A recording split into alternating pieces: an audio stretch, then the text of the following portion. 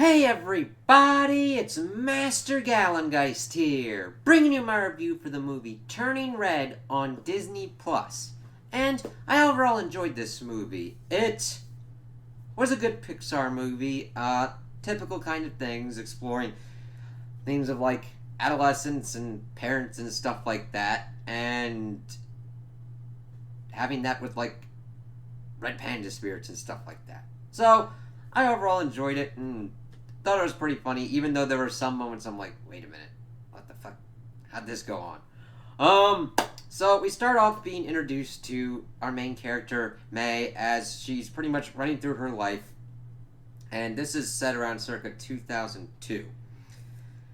That's kind of important because one of the kind of criticisms I have dialogue-wise is some kind of things from like now 2022 kind of pop up with how things are going on with like hustles and stuff like that, and it's just like, oh, okay, all right. It's not a big thing and it doesn't happen very often, but it's like when you kind of live through that period, even kind of around the same kind of school time that May has, and you're just like, maybe if you were around now, that would be a different kind of thing. It doesn't completely take you out of it though, but showing her in 8th grade, being 13 and everything like that, pretty much trying to play herself off as an adult, but also bringing up the whole kind of thing that she has to like honor her parents and everything like that, and honor her mother and how big that is. And we see that kind of going through as she's doing really good with her grades, doing everything with her instrument lessons and all that. And then we're kind of introduced to her friends group, and the one that you would really have to watch out for is Abby, because one of the first things she says is like, we better burn this place down. I'm like, okay, if there was ever a sleepover kind of scenario, I'd always worry that you would be the one that stabbed me to death. Alright, but Miriam's kind of like the big kind of one there. We got Miriam, Priya, and Abby with May, as they're pretty much glued together by their love for the boy band Four Town. And it's your typical kind of boy band thing. I've got no beef with that. That perfectly encapsulates it, as it's actually a 5-boy band group that's called Four Town. I'm like, yep, that's got corporate fucking right all over it. Why would we name it this? Focus group, I guess. Shit. But they're bonding over that. They kind of get out of school, and we see that 3 of the 4 have this kind of crush on the convenience store clerk dude who, they've got the idealized kind of version in their head, but when you see him, you're like, alright. And it's kind of cool to try to like get yourself back into that kind of like mindset and whatnot, and it's just like, alright, I kind of get it. I never kind of went through that kind of shit myself around that age, but I'm like, alright, continue. And that becomes important, becomes the catalyst for kind of like emotional stuff that goes on with May. Well, the rest of the group was going to go and do karaoke, but she's got to go and do cleaning and everything, and we see that she's very tired and does pretty much a lot of this stuff that her parents say. And the thing is, I can very much identify that with May, because when I was around that age, I was like, hey, get good grades, do all this kind of stuff. I'm like, alright, cool, yeah. Not that they like, it wasn't like a complete kind of controlling kind of thing, but I could, and the thing is, it's not a complete kind of controlling thing here either. It's kind of more nuanced than that, but I do definitely empathize with May on doing that kind of stuff as she goes home, and they do this kind of stuff at the temple where it's devoted to their ancestor, Sun Yi, and we get this whole kind of, granted, it would be an info dump exposition kind of thing, but it's done in a well enough manner. I mean, I don't know how else should you describe this kind of thing that's going on, as we see that, well, their ancestor, all the men pretty much went off to fight in a war, and so she asked the god to pretty much turn her into a red panda to defend the rest of the people that were left within the family compound, mainly like her daughters and whatnot. And then it became a kind of blessing that was passed down through the daughters and everything, but it would become more looking like a curse. And the thing is, we see everybody kind of like working through the temple and everything. We see how she kind of works with her mom, and it's not a completely like antagonistic relationship between the two. Like, they do have certain kind of interests that kind of align. But then you kind of have to work out, is it because they actually have these interests, or has it just been you've been taught this way your whole life and you just keep falling into this pattern?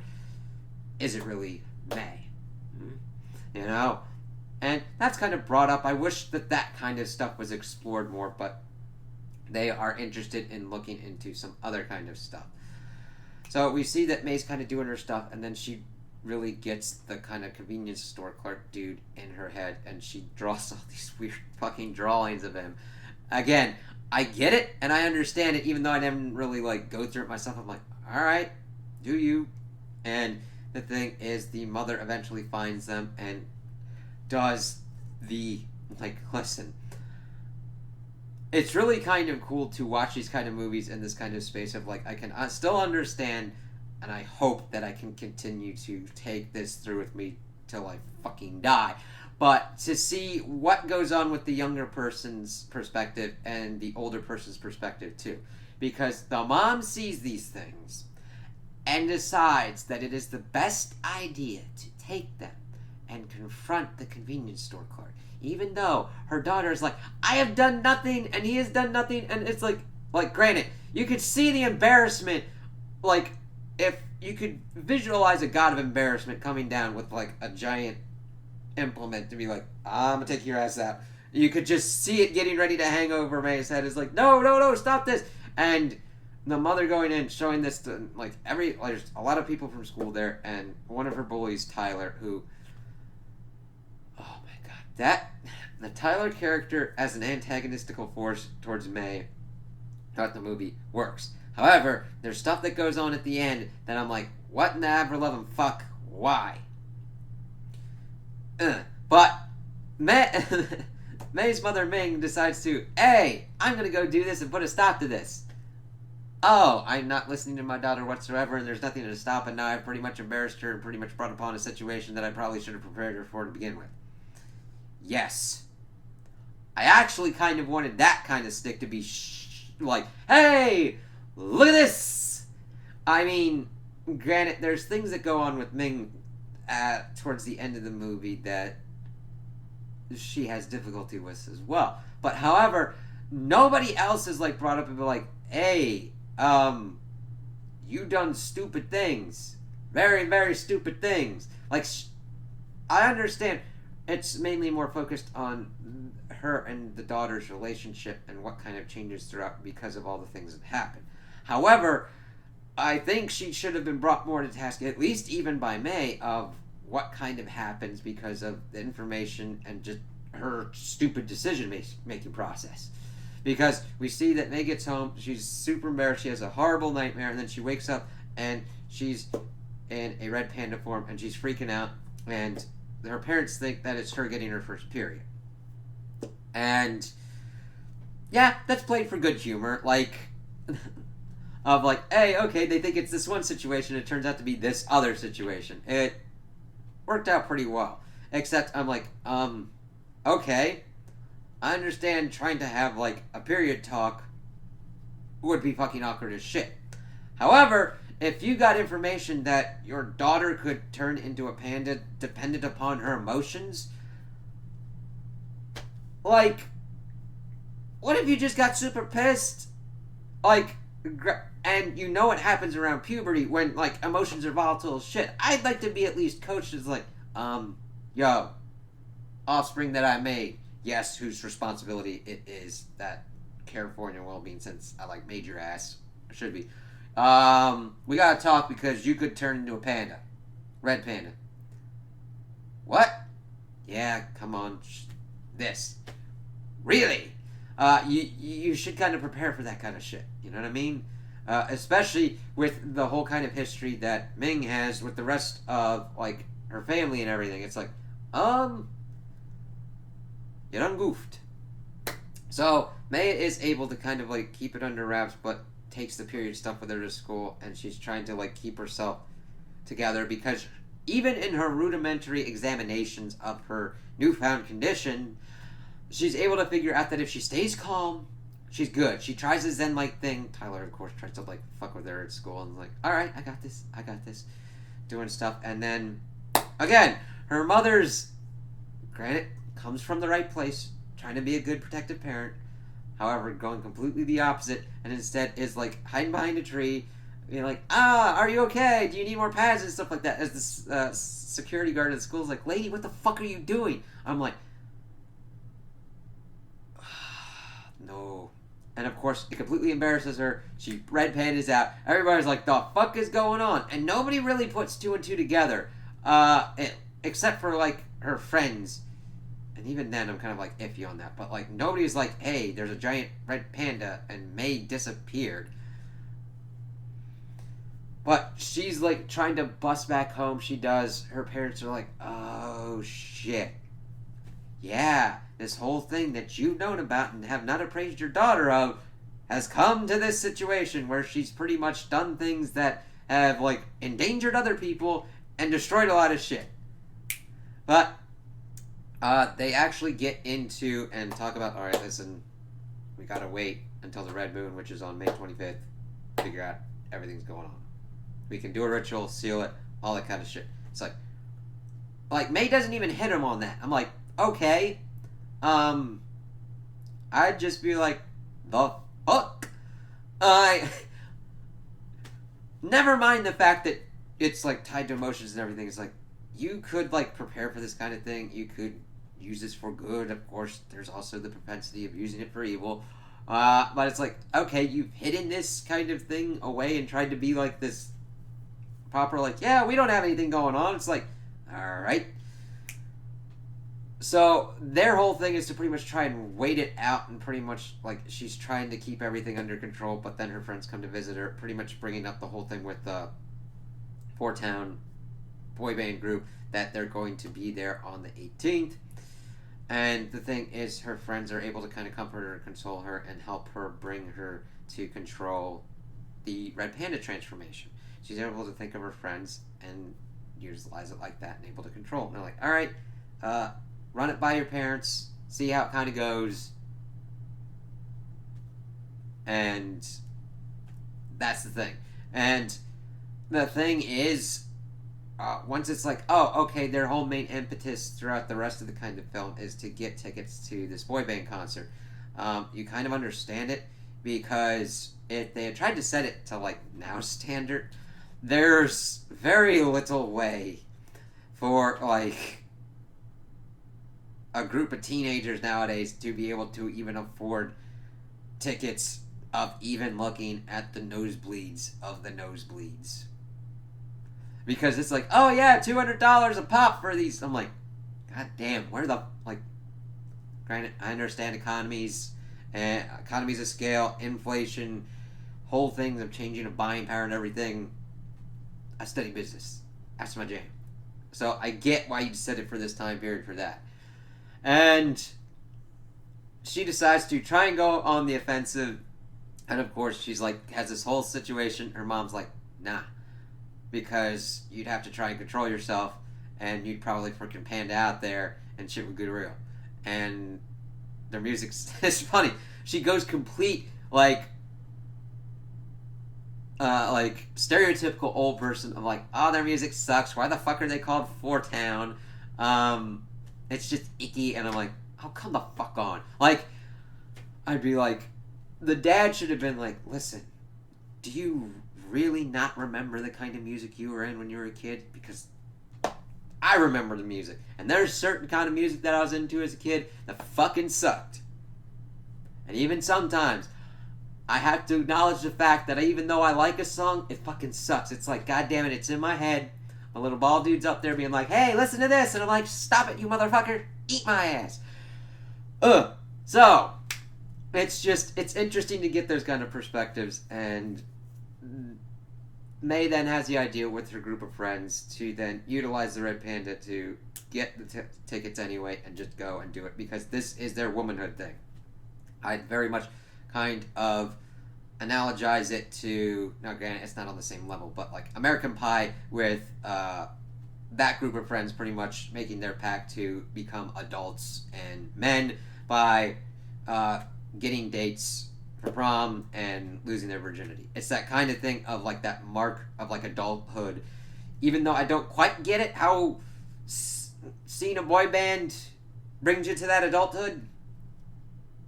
But I'm like, okay, that's your thing. That's your goal. That's your way to be like, I'm an adult and I've got this. I'm like, well, raising that kind of money to even go there and just jam the fuck out. That's like seeing something that you want to do and being able to do it and committing to that is an adult thing. So, just even talking about it, I'm like, okay, I kind of get it.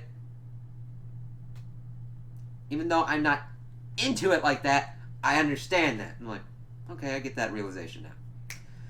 However, their way of doing this is some girls are like, oh God, you're a red panda. Oh, can we get pictures and stuff like that?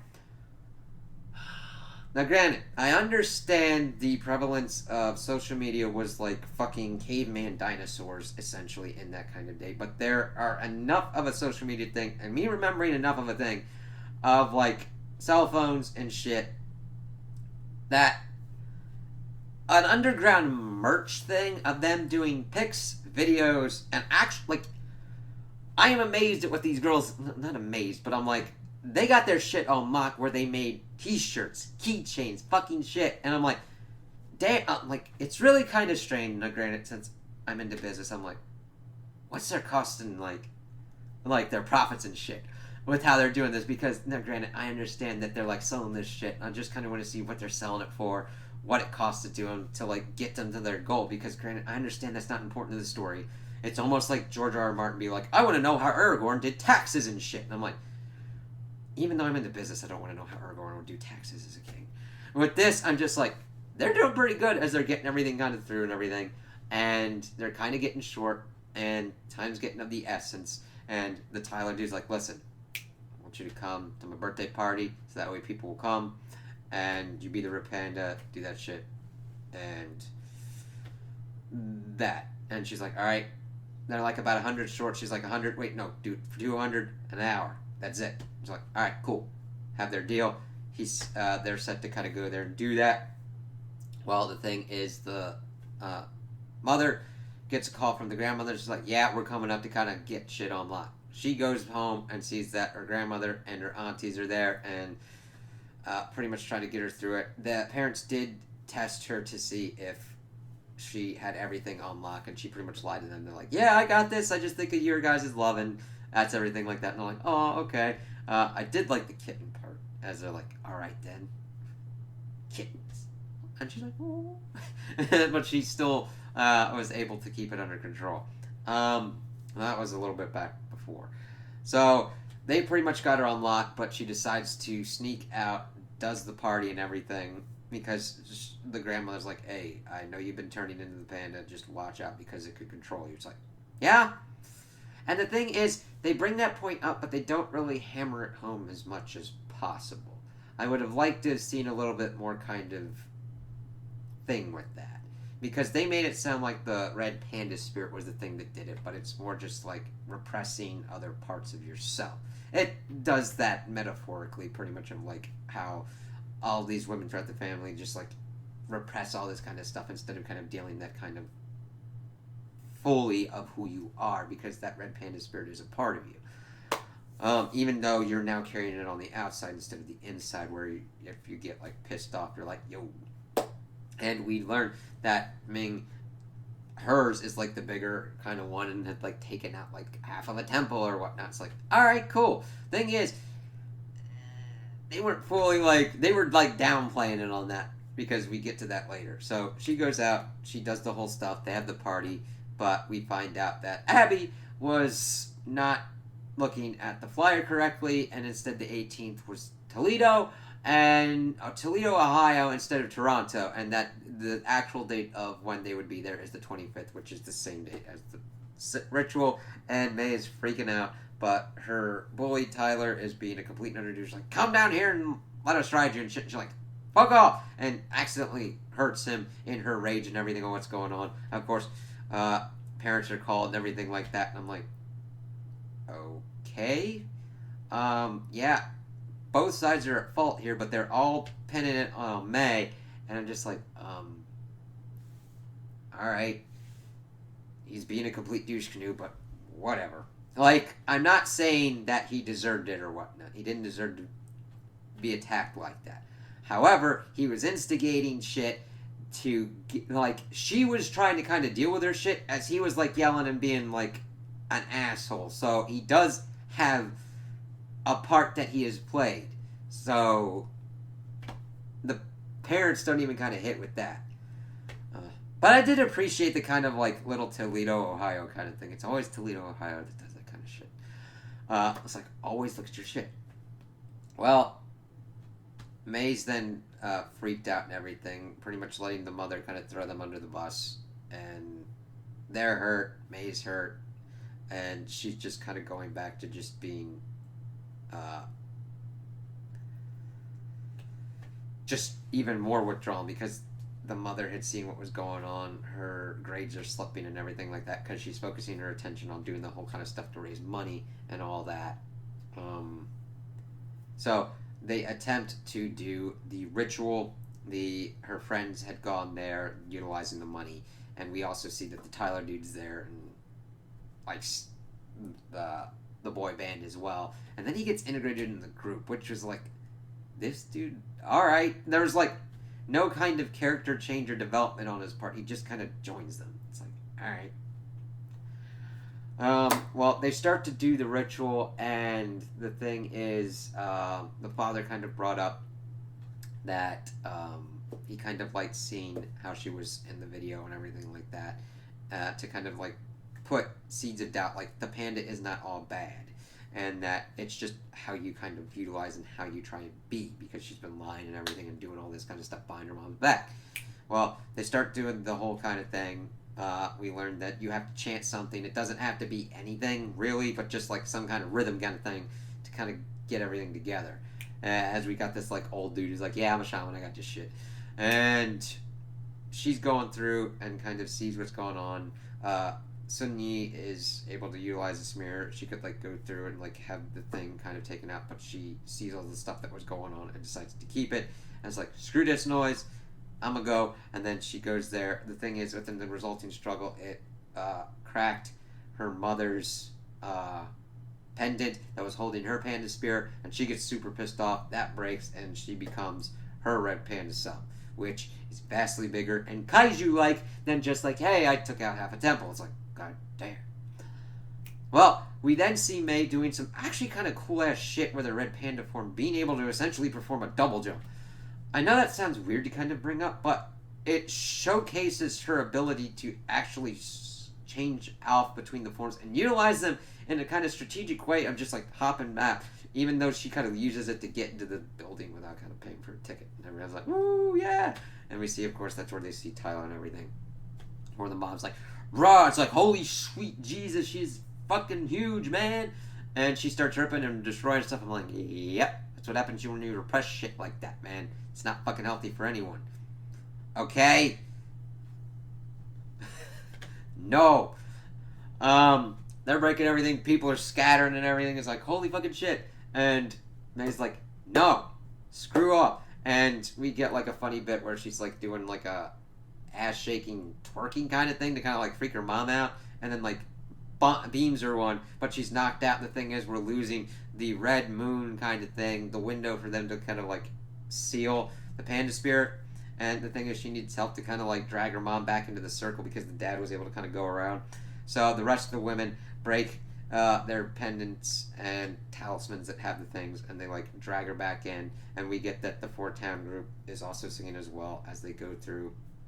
We see that Ming has been traumatized because in one of her things she hurt her mom like that, and they all had that kind of thing. As she finds her mom and kind of walks with her, and we see that the mom and grandmom have a nice hug, and like, my daughter, I want to help you. And that was the nice kind of little moment, as then we see them kind of conga line through to get everything kind of through, but May decides to keep her spirit and chart another kind of way. And even the mom kind of recognizes that she has to do that and do her own thing, but that they still kind of want that connection. And it's not wrong for them to want to kind of do what they've been doing, but it'll be interesting to see how May kind of does her own thing. So we get towards the end of the movie, and we see that it's really kind of funny because they had to put their spirits in something. They put it in a kind of Tamagotchi-ass thing for May's mom, Ming, which is kind of funny. She has to like feed it and shit like that. And the grandma has like a four-town fucking bling ass thing that hers is in. That was kind of hilarious. But May utilizes her red panda thing to bring more tourists and everything, utilizing her business acumen that she had figured out to use to pretty much get money for the concert to make up for the money for the destroyed dome that they fucking did. It's like, that's a lot of money. And it's really kind of weird. I don't buy that the mom wouldn't have been able to figure out that there's people walking around with merch, shirts and shit, man, at the school. If she goes anywhere near the school for any reason whatsoever, like, I don't know how they kept that on the down low, man. Like, even pre-internet days, if you saw people walking around with a Red Panda shirt or whatnot, like, our temple's Red Panda shit. How the fuck is this going on? Oh, wait a minute. One of us could turn into a fucking red panda. May. You know what I mean? Like, that kind of thing could have... There needed a little bit more there of, like... I don't mind the ideas. It's just the execution of what needed to kind of happen. But we see them kind of, like, working through all that. And we see that Ming lets her go with her friends and everything. They've all made up and all that. It's like, alright, cool. And there's a little stinger thing at the end where the dad is dancing with, like, some 410 stuff. That was pretty funny at the end.